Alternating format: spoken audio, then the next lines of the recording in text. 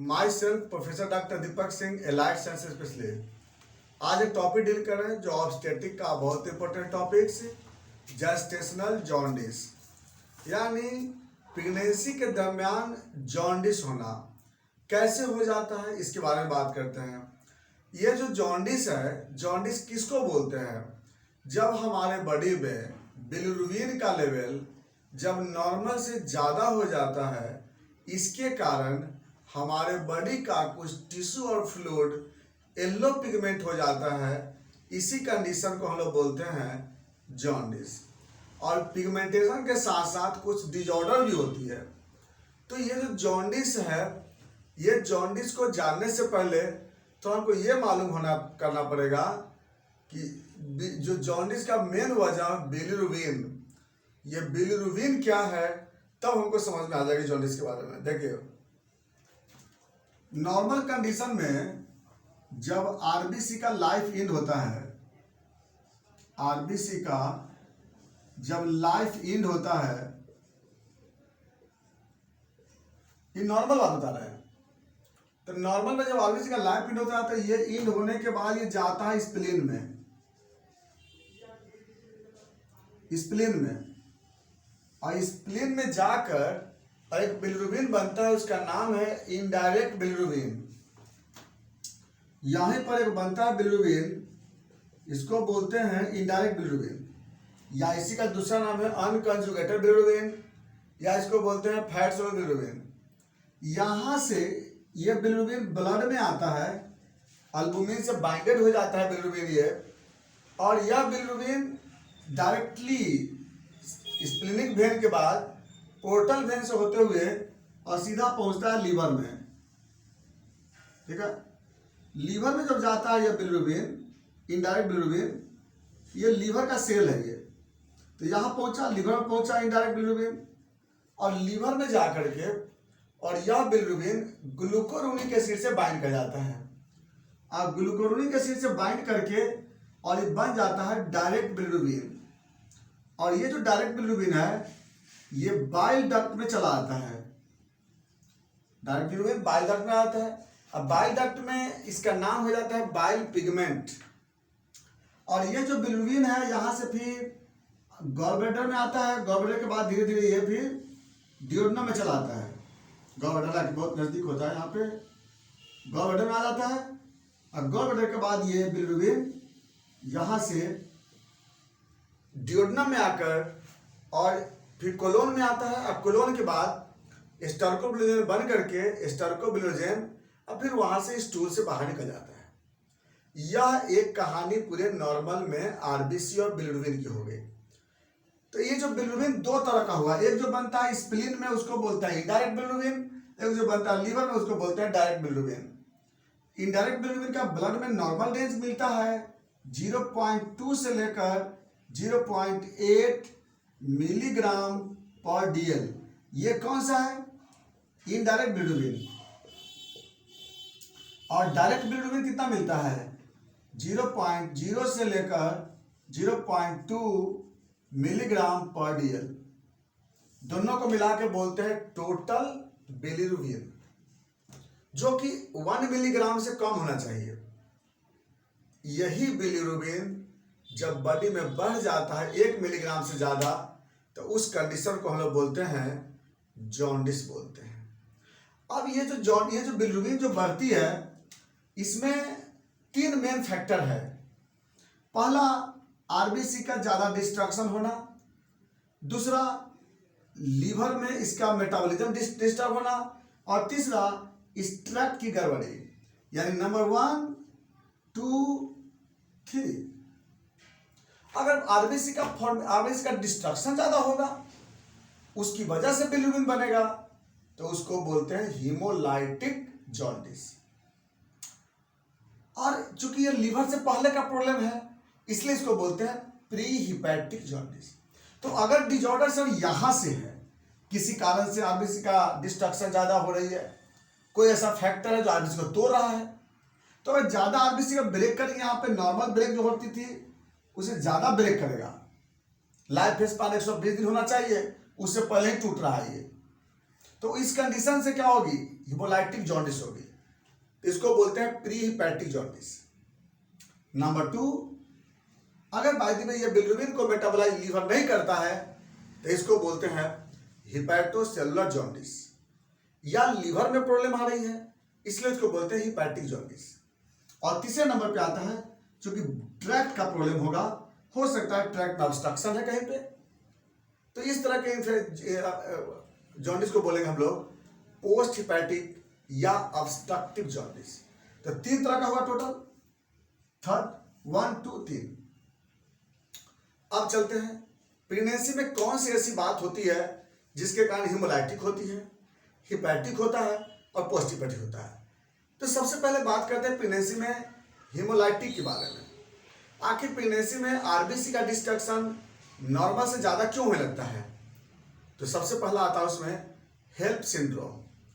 अगर by the way ये condition कहाँ आती है? प्रीक्लेम्सिया के केस में। प्रीक्लेम्सिया में जब किसी कारण से लीवर से फ्री रेडिकल बनने लगता है, और फ्री रेडिकल बनने के कारण क्या होता है कि हेमोलाइसिस होना स्टार्ट हो जाता है। तो जब हेमोलाइसिस होती है तो उसके केस में क्या होगी? आरबीसी का डिस्ट्रक्शन नॉर्मल से ज़्यादा हो रही है, तो इसके कारण क्या होता है कि हेमोलाइसिस होती है और प्लस आरबीसी का डिस्ट्रक्शन नॉर्मल से ज़्यादा होगा। नंबर 2, अगर बाय द वे किसी को मलेरिया हुआ है प्रेगनेंसी के केस में, तो मलेरिया क्या करता है कि प्लाज्मोडियम आरबीसी को ब्रेक कर देता है, आरबीसी टूटेगा तो हेमोलाइसिस हो गया। Number 3, sickle cell. अगर सिकल सेल आरबीसी बन गया बाय द वे तो उसकी वजह से क्या होगी? आरबीसी का डिस्ट्रक्शन ज़्यादा होगा। थैलेसीमिया, इसके कारण भी आरबीसी डिस्ट्रक्शन ज़्यादा होता है।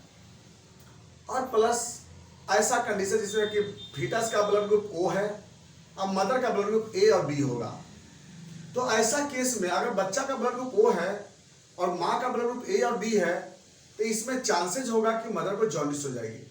क्यों? कि फीटस का ब्लड ग्रुप अगर ओ है तो इसका मतलब उसके बॉडी में अल्फा बीटा दोनों एंटीबॉडी है, और दोनों एंटीबॉडी रहेगा तो उसका जो मॉलिक्यूलर स्ट्रक्चर छोटा होता है, आईजीजी टाइप का होता है। ये स्मॉल मॉलिक्यूलर आईजीजी आसानी से प्लासेंटा से मदर में चला जाता है और आरबीसी टूट जाता है, और आरबीसी टूटेगा किसका? मदर का, और उस केस में होगा जॉन्डिस। ऐसा जॉन्डिस जो कब मिलेगा? जब फीटस का ब्लड ग्रुप ओ रहेगा।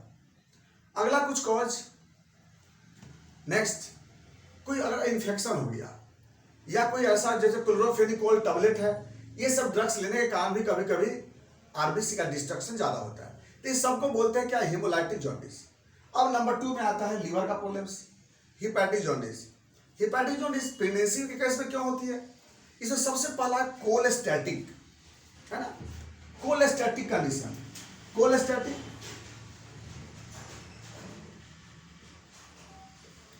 क्या होता है? कोलेस्टैटिक जैसे जब प्रेगनेंसी केस में एस्ट्रोजन के कारण, एस्ट्रोजन के लेवल बढ़ने के कारण क्या होता है? कुछ पेरिफेरल से फैट इस बाइल कैनालिकुली में आ जाता है। बाइल कैनालिकुली जो लीवर का अंदर जो इंट्राहिपैटिक सर्कुलेशन है उसको डिस्टर्ब करता है। कौन? Peripheral fat. तो प्रेगनेंसी के केस में क्या होता है कि पेरिफेरल फैट लीवर में आके एक्युमुलेट करता है। अब इसके कारण क्या होता है? फैटी लिवर होने की चांस होता है, फैटी लिवर बन भी सकता है। तो अगर फैटी लिवर अगर हुआ या बाहर से कोलेस्ट्रॉल अगर आ गया तो उस केस में क्या होगा कि लीवर का कैनालिकुली या इंट्राहिपैटिक सर्कुलेशन डिस्टर्ब होगी, और इसके कारण क्या होगा कि बिलिरुबिन जो होगा मेटाबोलाइज होगा नहीं, और इसके कारण हो जाएगा जॉन्डिस। इस कंडीशन को बोलते हैं हिपैटिक जॉन्डिस, या इसको बोलते हैं कोलेस्टैटिक जॉन्डिस, इसी को बोलते हैं। तो हिपैटिक जॉन्डिस होगा या कोलेस्टैटिक जॉन्डिस होगी। इसके बाद जो अगला आता है वो थर्ड ट्राइमेस्टर में एक इन्फेक्शन होता है, हेपेटाइटिस ई वायरस का इन्फेक्शन, HEV। ये ज़्यादा चांस रहता है प्रेगनेंसी में अटैक होने का। अगर ये इन्फेक्शन अगर हुआ तो उस केस में हेपेटाइटिस ई का इन्फेक्शन होगा और उसकी वजह से जॉन्डिस होगा, इसको बोलते हैं लोग, ये भी हेपेटिक जॉन्डिस का कॉज बनता है। तो प्रेगनेंसी में ये 2 जो जॉन्डिस होती है ज़्यादा होता है, कोलेस्टैटिक और हेपेटाइटिस ई वायरस का इन्फेक्शन। हाँ, इसके साथ कभी कभी by the way female fatty liver का है पहले से, ओबेसिटी का है पहले से, तो अगर ऐसा शुरुआत पहले से अगर कोई कंडीशन होता है, पहले से लिवर डिजीज का सफरर हो, बर्ड-चेरी सिंड्रोम है, या शुरुआत पहले से ही हेपेटाइटिस बी का पेशेंट है, हेपेटाइटिस सी का हो, तो ये सब केस में क्या हो सकता है? मे भी कि उसको हिपैटिक जॉन्डिस अटैक हो सकता है। Third, post hepatic jaundice. Post hepatic jaundice क्यों होती है? क्योंकि देखिए अब कोलेस्ट्रॉल का लेवल प्रेगनेंसी में ज्यादा इंक्रीज होती है। एस्ट्रोजन क्या करता है, कोलेस्ट्रॉल को ज्यादा एक्सक्रीट करती है। तो ज्यादा कोलेस्ट्रॉल के कारण कभी कभी क्या होता है प्रेगनेंसी में कि कोलेस्ट्रॉल स्टोन बन जाता है। और यह कोलेस्ट्रॉल कभी कभी क्या करता है ना कि बिलियरी ट्रैक्ट को भी क्या करता है ना, डिस्टर्ब कर देता है। गाढ़ा बाइल बनने की वजह से बाइल गाढ़ा हो जाता है कोलेस्ट्रॉल के कारण। अब कोलेस्ट्रॉल बनने का बाइल गाढ़ा हो गया, विस्कस हो गया, रास्ता को बंद कर सकता है। तो इसके कारण भी कभी कभी क्या होता है कि जॉन्डिस होने की चांस होती है। इसको बोलते हैं क्या, पोस्ट हिपैटिक जॉन्डिस। तो इस तरह से 3 तरह का जॉन्डिस होता है, प्री हिपैटिक, हिपैटिक और पोस्ट हिपैटिक। किस में? प्रेगनेंसी के केस में। अब बात करते हैं सिम्टम पे। 3 तरह का जॉन्डिस हुआ, एक haemolytic, hepatic and post hepatic. अब हिमोलाइटिक जॉन्डिस होगा तो क्या होगा, ज्यादा आरबीसी टूटेगा। तो सबसे इसमें क्या दिक्कत होगी कि ज्यादा आरबीसी ब्रेक हो रही है, बिलिरुबिन का लेवल बढ़ेगा, तो आई का कलर इसमें क्या होता है, येलो हो जाएगी। उसके बाद स्प्लीन का साइज इंक्रीज कर जाएगा, स्प्लेनोमेगाली हो जाएगा। इसमें फीवर में भी आ सकता है, इसको जरूरी नहीं है, वह डिपेंड करता है कॉज पे, उसके अनुसार से हो सकता है। बॉडी में हेमरेजिक कंडीशन भी बन सकता है, क्योंकि हेल्प सिंड्रोम से हेमरेज होता है। तो ये और प्लस एनीमिक सिम्टम आ सकता है, क्योंकि आरबीसी की कमी हो जाएगी ना, इसमें आरबीसी कमी होगी तो एनीमिया होगा।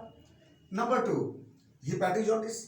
अगर वो बात प्रेगनेंसी हिपैटिक जॉन्डिस हुआ तो क्या होगा, राइट हाइपोकॉन्ड्रिया में दर्द होगा, उसे नौजिया, वोमिटिंग, एनोरेक्सिया, भूख नहीं लगेगा इसको, और प्लस यूरिन का कलर ज्यादा पीला हो जाएंगे, स्किन का कलर पीला हो जाएगा, आई का कलर ज्यादा पीला हो जाएगी, भूख लगेगा नहीं। तो ये सब, उसके बाद फीवर भी आएगा मरीज को। अगर हेपेटाइटिस ई का इन्फेक्शन हुआ तो मसल्स पेन होंगे, ये दिक्कत आ जाएगी इसमें। और अगर बात पोस्ट हिपैटिक होगा तो क्या होगा, इसमें तो डायरिया होगा पेशेंट को, सीवियर पेन होगा एब्डोमेन में, सीवियर एनोरेक्सिया होगी, तो फ्लैचुलेंस होगा, इसमें फीवर भी आ सकता है इसमें। तो ये जो कंडीशन बनेगा ये पोस्ट हिपैटिक जॉन्डिस में ऐसा मिल सकता है। कॉम्प्लिकेशन क्या होगा इसमें, मदर और फीटर दोनों कॉम्प्लिकेशन होगा। मदर को क्या होगा, जॉन्डिस होने से जो एपेटाइट लॉस हुआ, माल न्यूट्रिशन की डिजऑर्डर्स होगी, जीआईटी डिजऑर्डर्स होंगे, डायरिया, कभी कंस्टिपेशन, उसके बाद ब्लड की कमी हो जाएगी, फैटी लीवर हो जाएगा मदर को, गॉल स्टोन हो जाएंगे। ये सब कॉज हो जाए कंडीशन भी जाती है फीमेल में, मेल मदर को। बच्चों में क्या होगा, या तो रिटार्ड ग्रोथ होगा, या फीटल की डेथ हो जाएगी, कंजेनाइटल डिजीज होगा, कंजेनाइटल जॉन्डिस होगा, लिवर फेलियर हो सकते हैं, यह फीटस में होगा कंडीशन। अब बात करते हैं इसमें इन्वेस्टिगेशन कैसे पता लगाएंगे हम। देखिए इसके लिए क्या करते हैं हम लोग, एलएफटी करा लेते हैं, liver function test. Liver function test कराएंगे तो उसमें सब कुछ मिल जाएगा हमें, pre hepatic, hepatic, post hepatic तीनों मिल जाएगी। क्या होगा, जब जांच कराएंगे तो टोटल बिलिरुबिन सब में बना रहेगा, टोटल में। इनडायरेक्ट बिलिरुबिन हिमोलाइटिक में ज्यादा बढ़ता है, 4+, हिपैटिक में बढ़ता है, कम बढ़ता है, पोस्ट हिपैटिक में नॉर्मल रहता है। वही अगर हम डायरेक्ट बिलिरुबिन की बात करेंगे तो प्री हिपैटिक में नॉर्मल होता है, और हिपैटिक में और पोस्ट हिपैटिक में इसमें क्या होगा ना, बहुत ज्यादा बढ़ता है। नेक्स्ट अगला एसजीपीटी। एसजीपीटी इसको बोलते हैं एलानिन ट्रांसमिनेज, एएलटी। ये क्या रहेगा, प्री हिपैटिक में नॉर्मल, और वही हिपैटिक में देखेंगे तो क्या रहेगा, बढ़ा रहेगा। हाँ, प्री हिपैटिक में हेल्प सिंड्रोम में बढ़ा हुआ रह सकता है, बाकी हिपैटिक बढ़ता है, पोस्ट हिपैटिक में नॉर्मल रहता है। एसजीओटी या इसको बोलते हैं एएसटी, स्पार्टिक ट्रांसमिनेज, ये बढ़ता कब है, हिपैटिक जॉन्डिस में, और प्री हिपैटिक में नॉर्मल, पोस्ट हिपैटिक में नॉर्मल। अगला alkaline phosphatase. Alkaline phosphatase, alkaline phosphatase क्या होगी कि प्री हिपैटिक में नॉर्मल, हिपैटिक में इंक्रीज और पोस्ट हिपैटिक में इंक्रीज, यानी पोस्ट हिपैटिक में अल्कलाइन फॉस्फेटेज क्या होती है ना कि बाइल डक्ट के डिस्ट्रक्शन होने से बनता है। इसका नेक्स्ट प्रोथ्रोम्बिन टाइम क्या रहेगा, बढ़ा रहेगा, कब, लीवर के केस में। हिपैटिक जॉन्डिस से पीटी बढ़ जाता है, और हिमोलाइटिक में नॉर्मल और पोस्ट हिपैटिक में normal. Gamma GT, gamma GT pre hepatic में नॉर्मल, हेपेटिक में इंक्रीज कर जाता है, पोस्ट हेपेटिक में भी नॉर्मल होता है। इसके बाद हम यूरिन से करते हैं, यूरिन का जांच करेंगे, यूरिन का बाइल साल्ट करेंगे, बढ़ा हुआ रहेगा। और याद रखना है हेपेटिक जॉन्डिस में और पोस्ट हेपेटिक जॉन्डिस में बाइल साल्ट ज़्यादा बढ़ता है, इसी से स्किन इचिंग होती है, बहुत ज़्यादा स्किन इचिंग होती है, बहुत ज़्यादा इचिंग होती है। तो बाइल साल्ट क्या होंगे इसमें हेपेटिक में और पोस्ट हेपेटिक में बढ़ा रहता है, प्रेजेंट रहेंगे। और बाकी में नील, हिमोलाइटिक में नील, बाइल पिगमेंट हेपेटिक और पोस्ट हेपेटिक में बढ़ा प्रेजेंट रहेगा और हिमोलाइटिक में नील। यूरोबिलिनोजेन हिमोलाइटिक में बढ़ा रहता है और हेपेटिक और पोस्ट हेपेटिक में नॉर्मल रहेगा या नील रहेगा। इतना जांच के बाद हम लोग आते हैं फिर यूएसजी ऑफ होल एब्डोमेन। देखेंगे क्या, हिमोलाइटिक में तो कुछ नहीं मिलेगा, हेपेटिक में लीवर में फैटी लीवर मिलेंगे और पोस्ट हेपेटिक में क्रिस्टल स्टोन मिल सकता है। इसके बाद अगला कराएंगे फिटल वेलबींग, ये कराते हैं बच्चों के लिए। मान लीजिए फिटस का वेट कैसा है, ग्रोथ कैसा है, जॉन्डिस हो चुका है। अब यहाँ तक तो बात कर लेते हैं, अब बात करते हैं इसका मैनेजमेंट पे। इसको कैसे मैनेज करेंगे? सबसे पहला bed rest, IV infusion, carbohydrate diet इसको बढ़ाते हैं, फैट डाइट अवॉइड करते हैं, साल्ट डाइट अवॉइड करते हैं, प्रोटीन और विटामिन के डाइट को बढ़ाते हैं हम लोग, और सबसे पहला बेड रेस्ट जोड़ देते हैं। लीवर के लिए दवा चलाते हैं, बिलिरुबिन को मेंटेन करने के लिए मेडिसिन कराएंगे। और इसके बाद अगर हमें जरूरत पड़ता है मेडिसिन करने का तो हम लोग क्या देते हैं इसमें, चेलिडोनियम, कार्डुअस, लाइकोपोडियम, कालमेग, और प्लस इसके बाद जरूरत के हिसाब से जैसे कॉज होता है, कॉज के अनुसार से अलग अलग तरह के दवाई चलता है। यह है मेरा जेस्टेशनल जॉन्डिस, प्रेगनेंसी का जॉन्डिस। अगर इसमें किसी तरह का कोई क्वेश्चन हो आप जरूर पूछिएगा। ब्रेक बातें नेक्स्ट वीडियो में चलेंगे। Thanks for watching.